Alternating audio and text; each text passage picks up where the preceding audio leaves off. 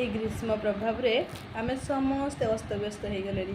କିନ୍ତୁ ଆମ ଓଡ଼ିଆ ଘରେ ଓଡ଼ିଆ ପରମ୍ପରାରେ ଆଗରୁ ଆମ ପୂର୍ବପୁରୁଷମାନେ ଆମ ଲାଗି ଗୋଟେ ମହ ଔଷଧି ରଖିଦେଇ ଯାଇଛନ୍ତି। ସେଇଟା କ'ଣ କହିଲେ? ପଖାଳ, ଯେଉଁଟାକୁ ମହାପ୍ରଭୁ ବି ପ୍ରତ୍ୟେକ ଦିନ ଗ୍ରହଣ କରିଥାନ୍ତି। ଆଉ ମହାପ୍ରଭୁ ଆମକୁ ସେ ବାର୍ତ୍ତା ଦିଅନ୍ତି, ପଖାଳଠୁ ବଡ଼ ମହ ଔଷଧି କିଛି ନାହିଁ, ସମସ୍ତେ ଗ୍ରହଣ କର, ଯାହା ତୁମ ସମସ୍ତଙ୍କ ପାଇଁ ମଙ୍ଗଳକର ହେବ। ଆଉ ଆମେ ବି ପଖାଳ ବିନା ବଞ୍ଚି ପାରିବୁନି। ମୁଁ ତ ନିଜେ ପଖାଳ ବିନା ବଞ୍ଚିବା ସମ୍ଭବ ହୁଏନି। ପଖାଳ ମୁଢ଼ି ଏସବୁ ହେଲା ମୋର ଜାତୀୟ ଖାଦ୍ୟ। ରୁଟି ଖାଇକି ମୁଁ କିଛି ଦିନ ବି ବଞ୍ଚିବା ସମ୍ଭବ ନୁହେଁ। 2 ଦିନ 3 ଦିନ ହେଲେ ବି ମୁଁ ରୁଟି ଖାଇକି ବଞ୍ଚି ପାରିବିନି।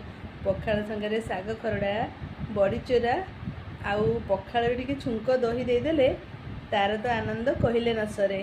ସେ କଥା କହି ହେବ?